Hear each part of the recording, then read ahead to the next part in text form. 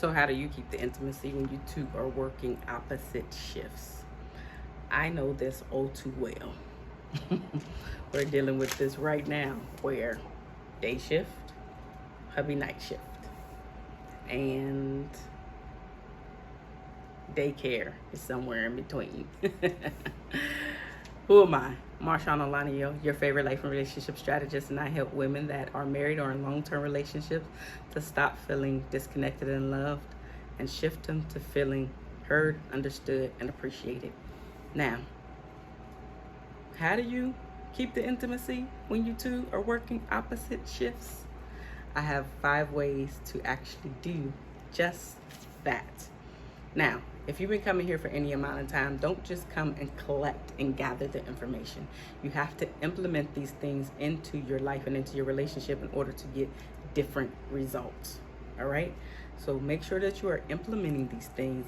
And down in the comment section below, what I want to actually see is which one of these you are going to implement, especially if this applies to you.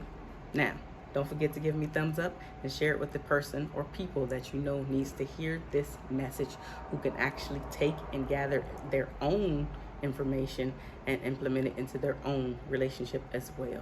Because this is sharing is actually caring. That's what my daughter says all the time to us. So now, the first thing, because you guys have limited time together, you want to make the most out of the time that you guys do have together. You can either schedule it, or you can make sure that you're present and intentional about, again, the time that you do have together.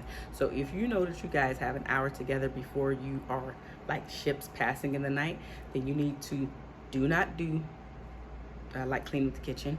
Just sit there, converse, even follow him or her around while they're getting dressed, because maybe that hour is him or her getting dressed to go to work. But be intentional about the time that you guys have together.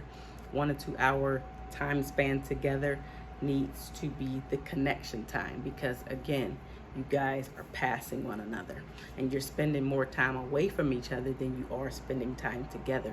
So that time together is actually precious. So as much as possible, don't spend it arguing. As much as possible, don't do like domestic duties.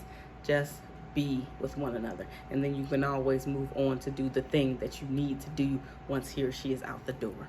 So be intentional about the time that you do have together. Number 2, carve out about 20 minutes per week, yes, per week, where you guys can actually talk about the things that are going on in the household. So whether it's the kids' schedules, whether it's the appointments that need to be made, like dental appointments, doctor's appointments, if they're going to some of their school functions, or even if they participate in activities, whatever those things are. And this is basically so one person doesn't feel like really that they're a single parent, that they're doing it all alone by themselves.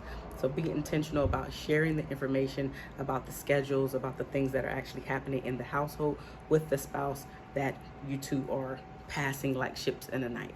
Okay, so be intentional. Again, carving out 20 minutes just so you can go over the things that's happening throughout the week. Of course, you can make it longer, but again, you don't want it to be dragged out. Just get the information out so he or she can feel like they are a part of the family still, without actually being in the home. The third thing is to plan a vacation or even a staycation where it's just the two of you.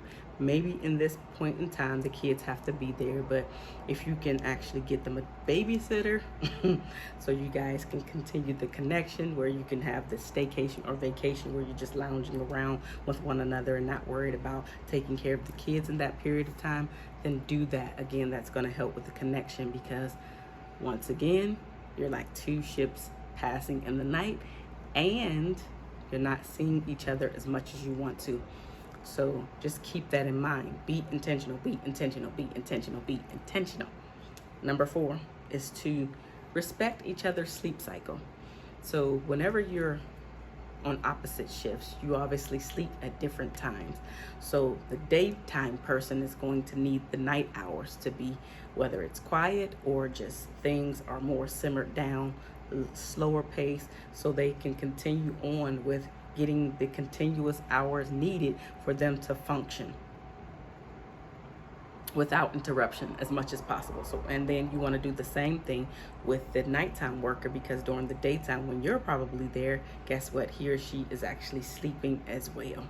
So you want to be respectful of each other's sleep cycle and the time that they need to be asleep, and with little to no interruptions as possible. Okay?